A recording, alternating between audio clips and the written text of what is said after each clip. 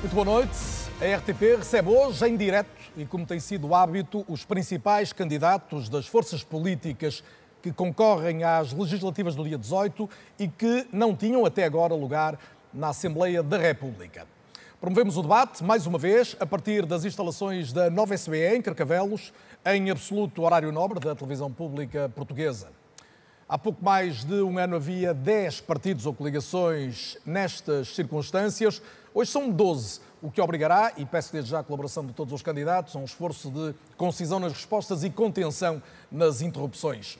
Passo a apresentar os 12 candidatos em estúdio, a partir do mais votado entre eles nas legislativas do ano passado.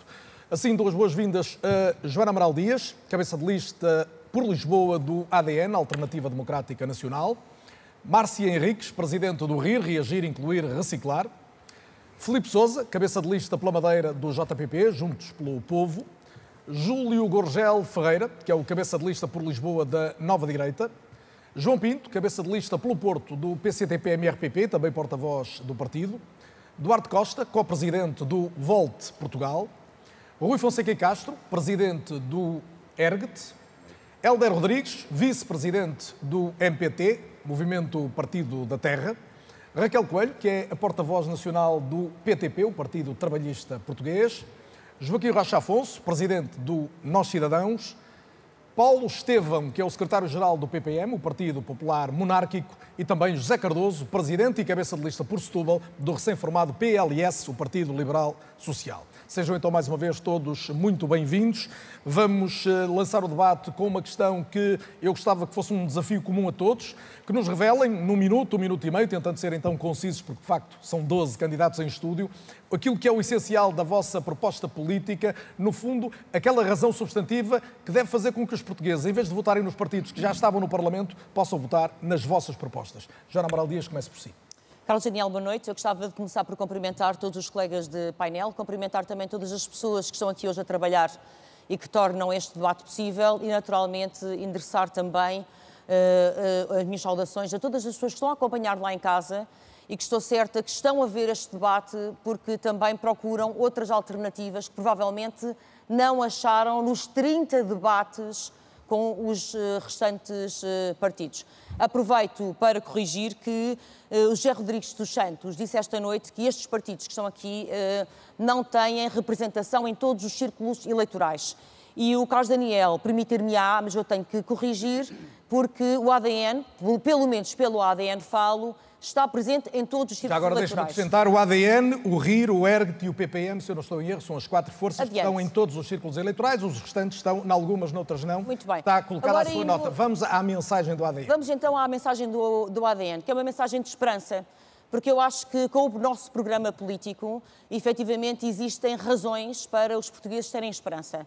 Em primeiro lugar, o ADN veio não só para fazer a denúncia de uma série de situações absolutamente escandalosas e obscenas que se passam na sociedade portuguesa, como vem também trazer uma série de alternativas possíveis, viáveis, devidamente estudadas. Eu quero começar por denunciar o facto de a Assembleia da República se ter tornado num local do crime. Até porque eu recordo, Carlos Daniel, nós estamos aqui hoje porque duas vezes, em eleições sucessivas, no espaço de um ano, existiram casos de conflitos de interesses que lançaram o país ao charco. Primeiro com António Costa, conflitos de interesses, tráfico de influências, as coisas que ainda não estão esclarecidas, na verdade, mas primeiro com António Costa e depois com Luís Montenegro. A verdade é que Portugal é um país corrupto, no índice de percepção da corrupção baixou drasticamente, nós aqui há uns anos ocupávamos o 20º lugar a par com a Irlanda, hoje ocupamos a 43ª posição, a par com Ruanda.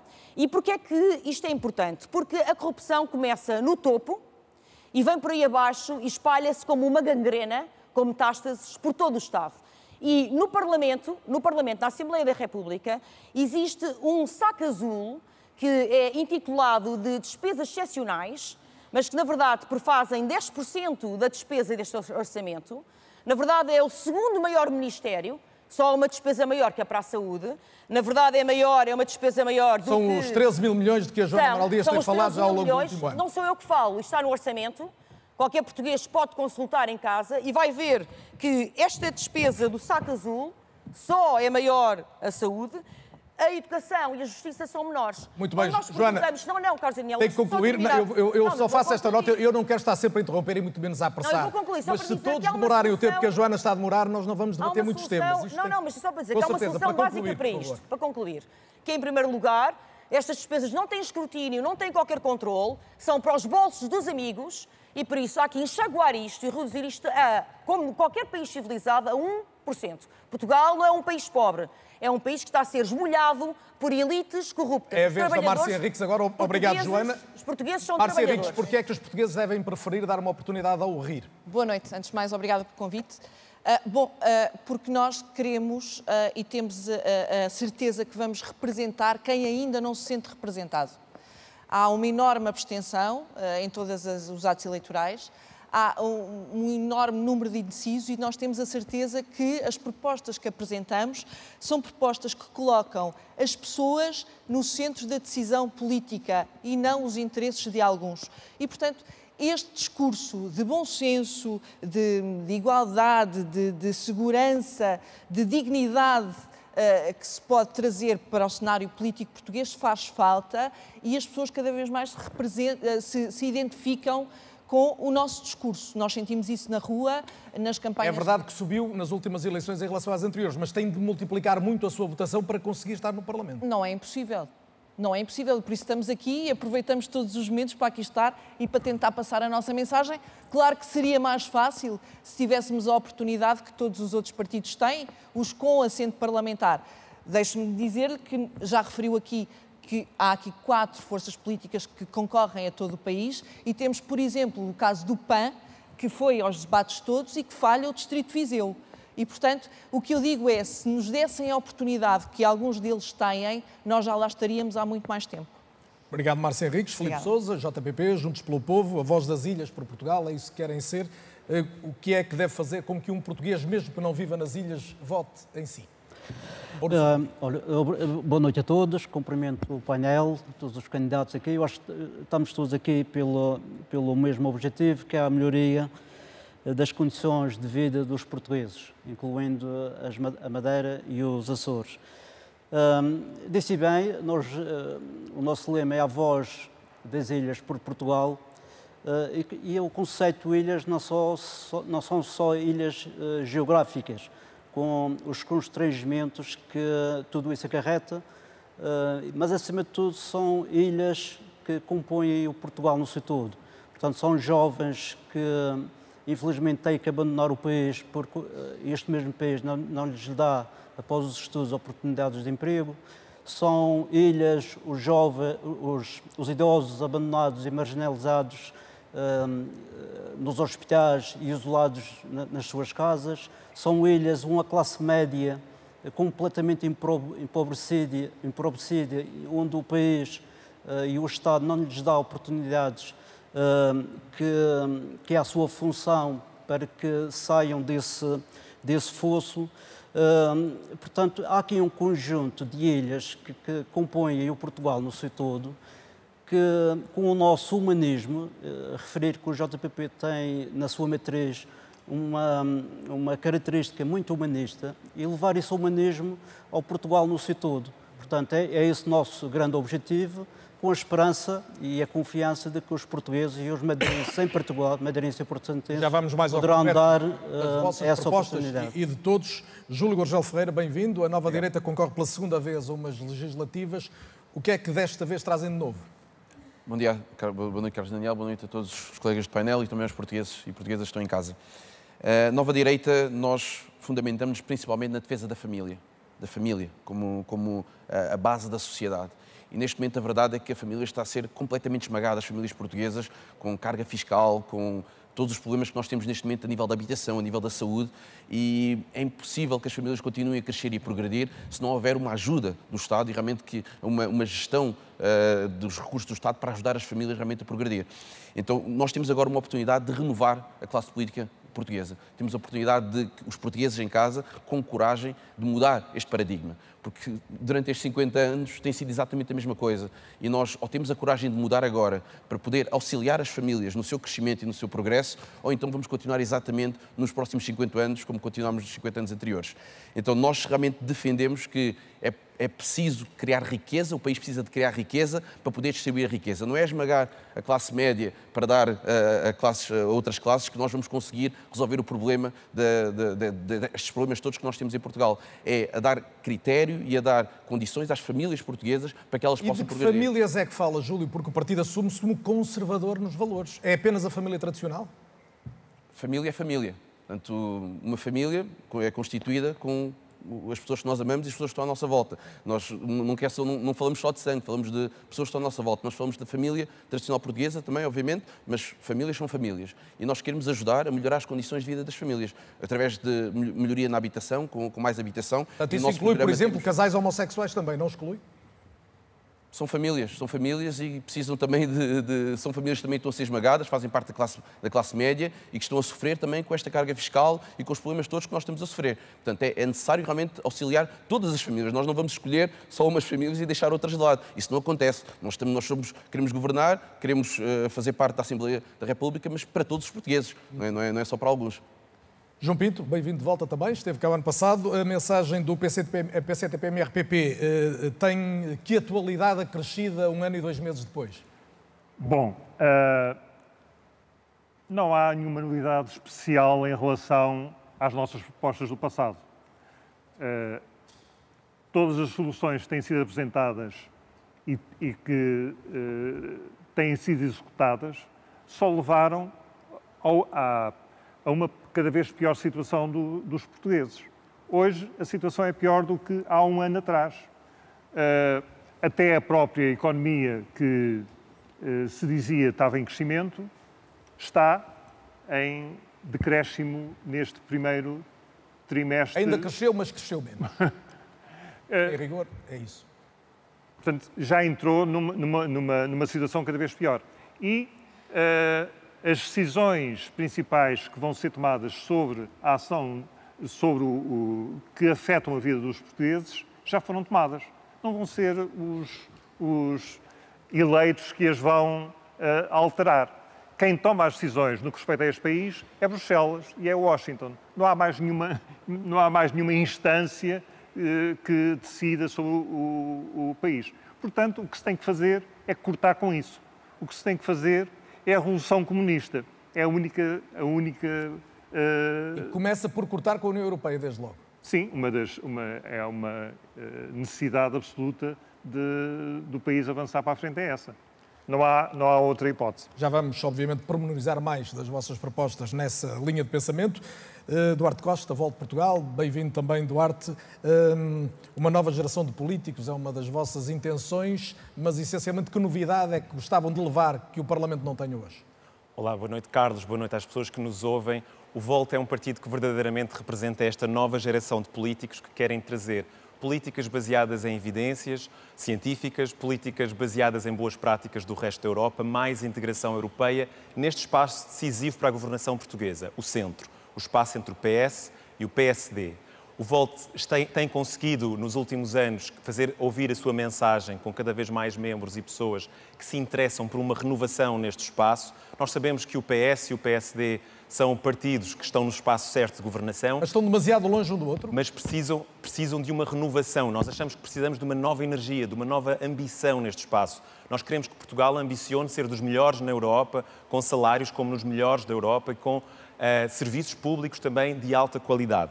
Para isso, é importante dizer aos portugueses que o centro não se esgota no PS e no PSD. Nós também acreditamos que a renovação política não deve ir para os extremos, portanto, não deve ir à direita do PSD, da Iniciativa Liberal, ou mais à direita, ou à esquerda do PS, do LIVRE, para mais para a esquerda ainda. O Volt é o partido que quer renovar a política neste espaço e já agora fazer aqui um comentário sobre este tema do voto útil, porque nós vemos muitas pessoas, eu hoje estive nas universidades a falar com vários alunos, que são vários círculos eleitorais que têm dificuldade em eleger. Votar nos grandes partidos, na AD, no PS, no Chega, significa eleger o deputado 50 de um desses partidos. Votar no Volt significa trazer uma nova energia à política que permite a esses dois partidos ter melhores propostas para, eventualmente, governar o país, com políticas baseadas em evidências científicas e mais integração europeia. Aliás, há várias propostas que o Governo tem falado que quer implementar aqui, mas que os nossos 5 eurodeputados no Parlamento Europeu têm estado a trabalhar. Por exemplo, a Via Verde para a imigração, embora a proposta do Volt seja mais digital e mais independente dos serviços consulares, que, na minha opinião, funcionam pior do que a AIMA, e uma série de outras mais-valias para garantirmos uma economia como as melhores da Europa, mas com serviços públicos também como os melhores. Obviamente também mais ao quem pormenor vive das na União vossas Europeia. propostas. Rui Fonseca Castro, partido ERGT, o que é que considera que pode levar para o Parlamento que não exista hoje? Boa noite, Carlos Daniel, boa noite aos demais intervenientes e boa noite ao público que nos está a ouvir. Portugal tem muitos problemas, mas existe atualmente um problema absolutamente existencial. Os portugueses estão a ser escorraçados da sua terra. Nós estamos a ser escorraçados na nossa terra, das nossas ruas, dos nossos bairros, das nossas cidades, do nosso país. Em 51 anos de democracia, eu fui o primeiro líder partidário a ser detido por estar a realizar, por estar a exercer uma liberdade constitucionalmente garantida, que é a liberdade de ação política ou partidária. E fui detido por estar a realizar essa liberdade porque há pessoas que ocupam extensas áreas da cidade de Lisboa, que têm uma cultura completamente oposta à nossa, que não gostam da nossa cultura, não gostam dos nossos costumes, não gostam da nossa religião e controlam o poder político e controlam o poder político. Porque as autoridades entenderam que o seu comportamento era... As autoridades entenderam porque há um conjunto de pessoas que não são portuguesas, que nos odeiam, que não gostam de nós e controlam o poder político e por isso é que não nos deixaram. Eu, no dia 16, vou encerrar a minha campanha eleitoral no Martim Moniz e quero ver quem é que me vai impedir. E convido todos os partidos que não tenham um discurso anti-Portugal, antinacional, a estarem presentes no Martim Moniz, porque Lisboa ainda é nossa e Lisboa comigo vai tornar a ser alfacinha. Segundo as leis do país atualmente, há autorização ou não para determinadas manifestações. Não está há, agora a fazer um apelo. Está enganado. Existe uma lei eleitoral, existe uma lei, existe uma Constituição e o Presidente da Câmara Municipal de Lisboa não tem esse poder, muito menos a Polícia de Segurança Pública. Muito bem, ficou colocado o seu ponto, mas a verdade é que a informação pública é a de que não estava autorizada aquela manifestação, mas já fez, obviamente, já colocou a sua nota. Eu gostava de ouvir agora o Hélder Rodrigues, Movimento Partido da Terra. Hélder, muito bem-vindo. O que é que o MPT, que desta vez se candidata sozinho, tem para justificar uma eleição? Muito boa noite a todos, muito boa noite, Carlos Daniel. O MPT é um partido fundador da democracia, um partido histórico, um partido que defende o humanismo secular e o ambientalismo, um partido do centro político, um centro que está cada vez mais abandonado de partidos políticos e, portanto, nós mantemos-nos fiéis à mensagem do fundador, das políticas do nosso fundador, atualizadas, modernizadas, mas fomos o primeiro partido político a falar em Portugal de desenvolvimento sustentável e de ambientalismo e continuamos a acreditar que esse desenvolvimento sustentável é a utilização mais inteligente dos recursos, poderá conduzir a um Portugal com uma melhor qualidade de vida para todos os portugueses. É essa a nossa mensagem desde a nossa fundação e que permanece até hoje atual e cada vez mais atual. O MPT só se candidata na Madeira e nos Açores. Em termos nacionais, qual é o vosso posicionamento? O nosso posicionamento é todo nacional. Nacionais, a Madeira e os Açores integram o todo nacional, como é evidente também. Certo. O nosso posicionamento continental, a Europa e fora da Europa, candidatamos-nos num acordo, juntamente, apoiamos a AD, num acordo que foi feito entre a AD e o MPT, porque acreditamos efetivamente que a AD acolheu as nossas ideias, poderá pôr em prática várias das nossas ideias e é efetivamente a família política que acreditamos estar em melhores condições para governar e para desenvolver. Não foi proposta nenhuma coligação de facto? Não foi proposta, não há uma coligação de facto, há um acordo entre as forças partidárias, a AD e o MPT. Muito bem. O PTP, o Partido Trabalhista Português, aqui representado pela porta-voz Raquel Coelho, que é também presidente do PTP Madeira, e só concorre precisamente na região autónoma da Madeira. Raquel, o que é que alguém que essencialmente está focada no eleitorado da Madeira pode fazer no Parlamento Nacional? Bom, olha, boa noite, cumprimentar os telespectadores e o painel, agradecer naturalmente o convite e dizer que o objetivo do Partido Trabalhista Português é essencialmente esclarecer os portugueses, esclarecer os eleitores para que eles possam tomar uma decisão mais consciente e mais acertada. Porque faz falta nós realmente fazermos uma reflexão sobre o estado do país desde o 25 de Abril para cá. E se nós formos olhar estes últimos 51 anos de democracia, que foram liderados pelo Partido Socialista e pelo PSD, e que estamos a ser confrontados com eleições sucessivas, porque os representantes desses partidos, infelizmente, estão a ser acusados de crimes no exercício das suas funções. E eu acho que os portugueses têm que refletir que o mínimo que nós podemos exigir aos nossos representantes é que estejam acima de qualquer suspeita. Portanto, e isso leva-nos à degradação completa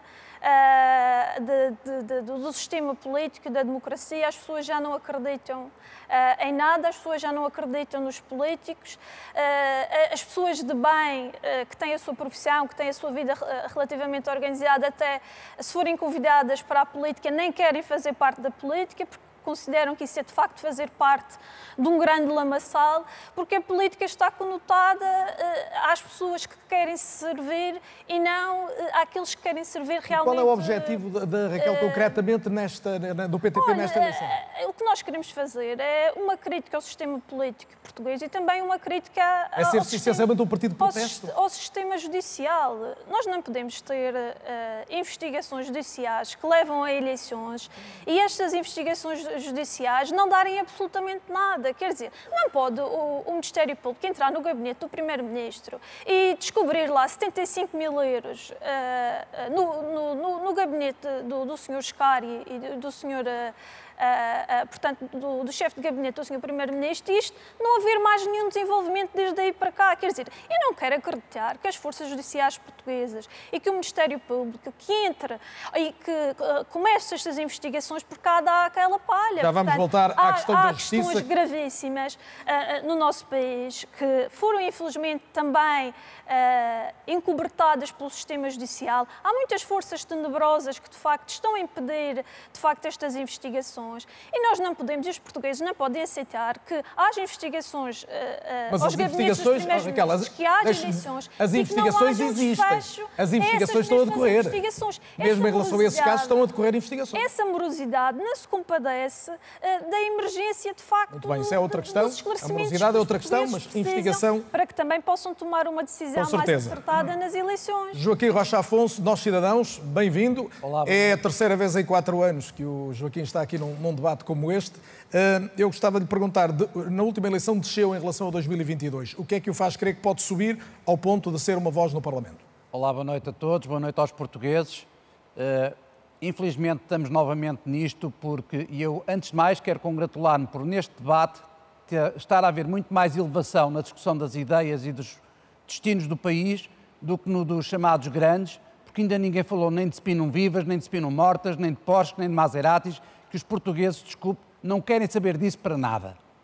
E o que nós espero que todos façamos aqui hoje é propor soluções viáveis, sensatas, economicamente sustentáveis e socialmente aceitáveis por todos os portugueses para, de uma forma concreta, objetiva e muito pragmática, independentemente das ideologias de uns ou de outros. Mas já se ouviu hoje aqui falar muito de corrupção dos dois principais partidos. Não estou a falar nada disso. Estou a dizer, já se ouviu hoje aqui de suspeitas sobre os maiores partidos. Carlos, o que eu sugiro é que toda esta gente que nos desgoverna há tanto tempo meta a mãozinha na consciência e pensem o que é que adianta em 4 anos de haver 3 eleições para o Parlamento, quando o que os une é muitíssimo mais do que o que os separa. Eu fui convidado, e vi isso no site da RTP, como possível candidato a Primeiro-Ministro. E é nessa qualidade que eu aqui estou. Agora, as subvenções não são iguais para todos os partidos, é injusto, não é democrático, é anticonstitucional. Mas ninguém fala disso. Mas resulta das votações anteriores. Ouça, ou há democracia e somos todos iguais ou não somos. E, portanto, neste momento, infelizmente, em Portugal, a terceira intenção de voto antes do Chega, primeiro, se não me engano, o PSD, depois o PS e a seguir, são os indecisos. Porque os portugueses estão cansados deste ramo-ramo. E o que nós temos que ter é pessoas com sentido de interesse nacional, sentido de serviço público, saberem, falarem uns com os outros, decidirem em harmonia, com objetivos estratégicos. Não é 4 anos que decidem os destinos de um país. Tem que ser em previsões de mais longo prazo, com acordos de regime. Muito e bem. é esse repto que eu faço a todos os portugueses para darem um voto de confiança aos nossos cidadãos nestas eleições, para podermos eleger um deputado e começarmos a mudar o sistema por dentro. Porque só assim é que Portugal vai ter progresso, desenvolvimento e felicidade para os seus Muito obrigado. cidadãos. Paulo Estevão é secretário-geral do PPM, o Partido Popular Monárquico. O Partido Popular Monárquico, como se sabe, nestas eleições concorre sozinho, porque ficou fora da coligação AD, que agora tem designação AD coligação PSD-CDS, ainda que no caso do Paulo seja também membro atual do Governo dos Açores. Mas eu queria para já era perceber qual é a ideia que o PPM traz para justificar uma entrada sozinho no Parlamento Europeu, no Parlamento Português. Muito bem, Carlos. Quero começar por cumprimentar todos os candidatos que aqui estão e também os senhores telespectadores e dizer-lhe o seguinte: eu detesto ser desagradável na minha vida, mas vou ter que ser desagradável, não consigo, mas com o sistema. Eu fui deputado ao longo de 17 anos no Parlamento dos Açores, sou membro do Governo dos Açores, há muito tempo que não tinha atividade política aqui no território continental do país, mas o que encontrei aqui é absolutamente escandaloso, porque nós nos Açores temos um círculo de compensação, todos os votos contam, todos os votos, quem vota nos diferentes círculos, depois é reaproveitado para ser contabilizado. Atualmente, como se sabe, quase 1/4 dos votos dos portugueses são desperdiçados. Esses portugueses que tiveram esse sentido de voto não estão representados no Parlamento. O PPM, e penso que as restantes forças políticas, teve até o momento, na pré-campanha e durante a campanha, 37 segundos. 37 segundos de televisão. Foi o que nós tivemos nestas eleições em termos de cobertura mediática. Mas eu quero lhe dizer mais coisas. Programas de todos os partidos. Eu quero lhe dizer mais coisas. E vai dizer, mas deixe-me colocar só esta nota. O PPM integrou o apoio à maioria de governo que esteve no último ano no poder. Podia ter colocado como condição, por exemplo, um círculo de recuperação dos votos, não é? E foi isso que fizemos no âmbito do Governo dos Açores. Mas também é que passámos por proposta do PPM as respostas aos requerimentos, em vez de serem 60 dias, são em 30 dias, várias melhorias do sistema democrático que temos vindo a implementar, onde somos decisivos e podemos fazer isso. Mas o que eu posso fazer, e repare, eu sou um homem de causas, eu já fiz uma greve de fome de 12 dias por causa de servirem refeições numa escola, na pequena escola do Corvo, eu já fiz outras iniciativas, já doei uma parte do meu património para que se fosse construído um museu, enfim, eu sou um homem de causas. Veja, para mim, neste momento, uma das causas maiores, é isso que eu lhe quero dizer, uma das causas maiores é, de facto, terminar com este sistema, que não é um sistema democrático em Portugal, porque não há igualdade. Repare uma coisa, eu tenho aqui a Constituição a falar essencialmente do da sistema República eleitoral Portuguesa. E da representatividade dos partidos, Deixe-me dizer, é isso? Constituição da República Portuguesa, porque quando termina uma legislatura, os partidos não ficam com os deputados que lá estão. Portanto, todos começam com 0 votos no boletim, naquele que é o sufrágio que vai ser feito. E, veja bem, o que diz no artigo 113, diz o seguinte, Paulo, por favor. Diz o seguinte: as campanhas eleitorais regem-se pelos seguintes princípios: igualdade de oportunidades e de tratamento das diversas candidaturas. Ponto. Não está lá mais nada. Muito bem. Portanto, o que significa... Não, Daniel, deixe-me dizer... Não está no limite deixe-me do seu dizer tempo. o Tem que seguinte. concluir mesmo, Paulo. Eu vou já concluir, mas o que lhe quero dizer é que o que se passa neste país, em que nós realizamos ações de campanha e a comunicação social, não vai. Mesmo hoje estive no Martim Muniz, não esteve nenhum órgão de comunicação social a acompanhar a nossa ação de campanha e a dizer aquilo que nós temos como projeto para o país. E depois vêm os comentadores destes debates dizer: bom, não há opiniões diferentes, não vimos aqui nada Muito bem. diferente. Os comentadores viram depois, agora estamos no debate, Paulo, tenho mesmo que avançar. Ainda não ouvi, peço desculpa, ainda não ouvi o José Cardoso, que é o presidente do Partido Liberal Social, é o mais recente partido da democracia portuguesa, tem cerca de 2 meses. José Cardoso, que mensagem é que traz? O José Cardoso, que foi militante da Iniciativa Liberal e chegou até a concorrer à liderança do partido. Certo. Boa noite a todos e boa noite lá para casa. Somos efetivamente um novo partido, nasceu há 55 dias, foi reconhecido pelo Tribunal Constitucional no mesmo dia em que o Governo. Acreditamos que seja um sinal. É um partido liberal-social, ecologista, seguindo uma linha de partidos liberais sociais europeus. É um partido pragmático, com vontade de apresentar soluções e de governo. Não seremos um partido de protesto, mais focado em encontrar soluções, encontrar estratégias e propô-las à sociedade portuguesa, acreditando que dessa forma vamos escolher o apoio de uma quantidade significativa de eleitores. É um partido que, em 55 dias, preparou-se para estas eleições, mas tinha um ano de trabalho prévio, não visível, não público, de preparação daquilo que nós acreditamos ser a necessidade de encontrar um partido liberal social em Portugal. O liberalismo tem um conjunto de tendências, tal e qual como tem o socialismo, como tem o conservadorismo, etc. E nós representamos uma delas, esperamos que continuem a aparecer novos partidos liberais em Portugal. E é completamente diferente da Iniciativa Liberal, ou até, vou usar uma expressão histórica, a ala mais liberal do PSD? Se virmos dentro do socialismo, nós temos 4 partidos socialistas que têm socialismo escrito nos seus programas na Assembleia da República e fora dela mais alguns que estão aqui. E, portanto, do liberalismo também existem diferentes tendências. Há uma que se designa por liberal social, que assume posturas diferentes nos diferentes países, porque as culturas são diferentes, naturalmente, e existem mais, não me cabe a mim agora apresentá-las, mas existem mais, por isso digo que espero que venha mais liberalismo para o país. Nós, neste caminho, queremos destacar o facto de termos feito um programa com uma visão estratégica para o país e menos um somar de propostas. E porquê? Porque acreditamos que no país o que falta mesmo é estratégia. Fala-se muito, propostas há muitas, eleições há todos os anos, e se lermos o programa, por exemplo, dos 2 grandes partidos portugueses, está lá tudo, mas a verdade é que a concretização não acontece porque falta a tal estratégia. Deixe-me dizer que acreditamos que o bipartidarismo está a chegar ao fim em Portugal e que governos multipartidários em que realmente comecem a fazer reformas e a implementar estratégias só ocorre no dia em que acabar o bipartidarismo. Vamos já perceber melhor as prioridades da estratégia que define. Aliás, a sugestão para a ronda seguinte é que falemos de prioridades de políticas públicas. Estamos aqui perante um horizonte de uma nova legislatura. O que é que lhes parece que é crucial? Obviamente, li os programas dos vossos partidos, as propostas que fazem. Destacarei um ou outro ponto e poderão juntar outros dados se entenderem que é mais essencial à vossa argumentação. Rui Fonseca Castro, comece por si agora e pegue no tema da saúde, que é o tema crucial. Uma das propostas do ERGT é relativamente controversa, é que os médicos formados no Estado sejam obrigados a ficar no SNS os mesmos anos do tempo de formação.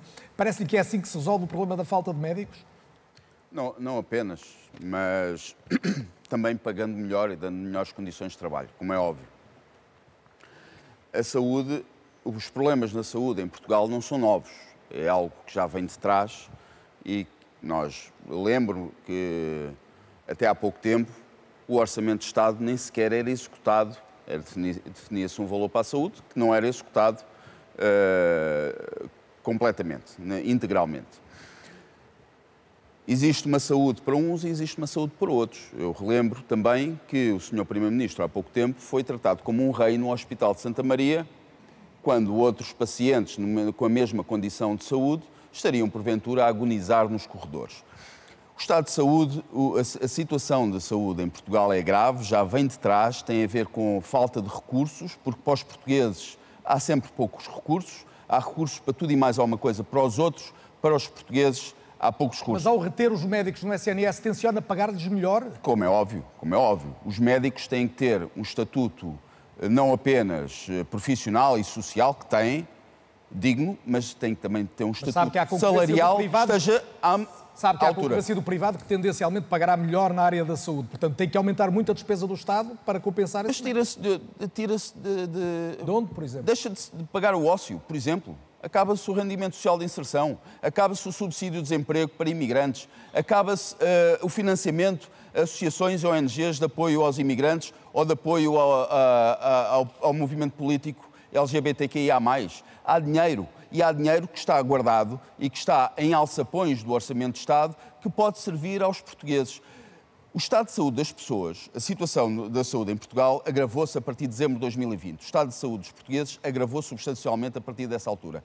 E agora, se formos a uma unidade de saúde quer local, quer um hospital central, público, do SNS, nós vemos que a maioria dos utentes nem sequer são portugueses. Os portugueses estão a perder médicos de família para serem atribuídos a outra... A maioria não será, Rui, mas pronto. Não, é verdade. Basta ir a uma unidade de saúde. Basta andar na rua. Basta andar na rua. Que ainda não permite essa conclusão, mas está colocado o seu ponto e colocou as suas alternativas.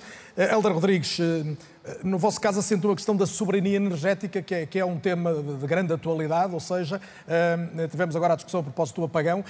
A ideia que fica é que, todavia, o apagão acabou por ser explicada em parte por uma aposta, porventura, demasiado acelerada nas energias renováveis. É essa a sua leitura ou não partilha dessa visão de risco?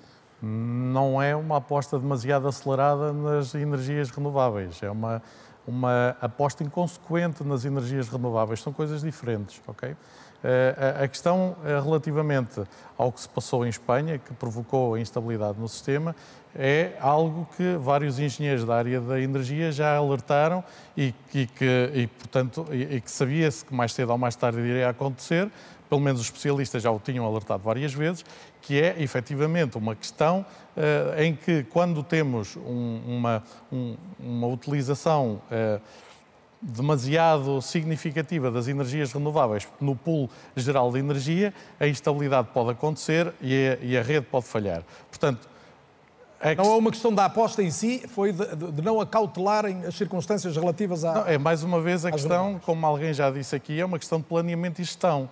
Okay? O erro não está na aposta das energias renováveis, mas está efetivamente no reconhecer que os recursos têm limites e a utilização inteligente de recursos, que é aliás uma bandeira antiga do partido, contempla isso mesmo. Nós não vamos defender que a partir de agora que vamos só viver de energias renováveis quando sabemos que essa aposta não é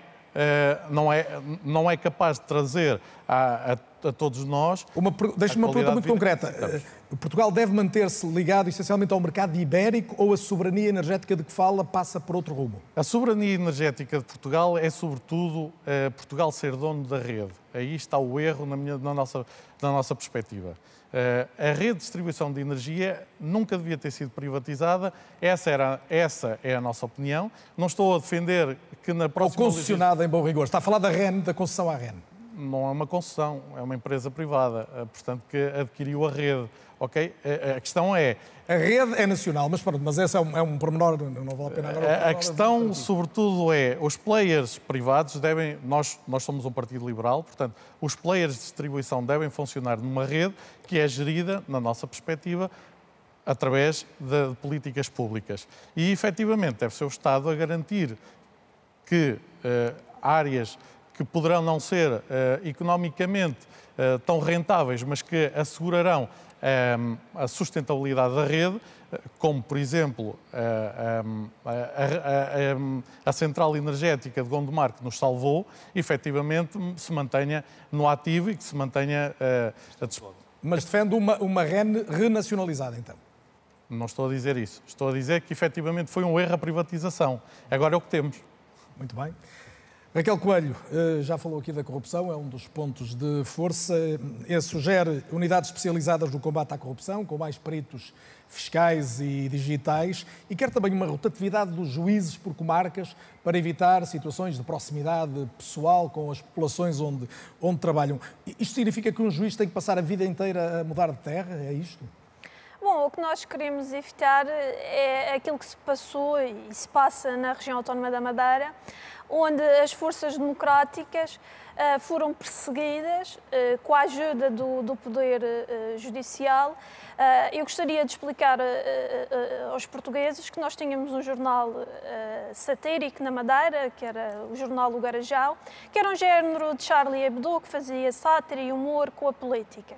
E foi um jornal que foi perseguido pelo regime do Dr. Alberto João Jardim.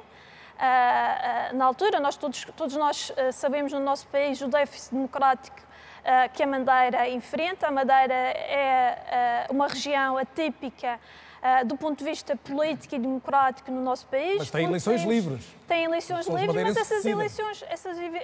eleições são claramente enviesadas. Há graves problemas democráticos na Madeira. O PSD tornou-se um grande polvo, um grande tentáculo com a ajuda do poder económico e que também já controla o poder judicial. E todas as forças democráticas que tentam denunciar de facto a corrupção, os jornalistas do jornal Garajal, foram perseguidos por via judicial. E vê esse problema como um problema nacional? E esses mesmos... Só existe... Não existe, não. Isto é um problema da nossa cultura latina, quer dizer, isto não é um problema, isto não é uma exceção. Portugal tem sido sistematicamente condenado no Tribunal Europeu dos Direitos do Homem por violar a liberdade de expressão, por violar a liberdade de imprensa.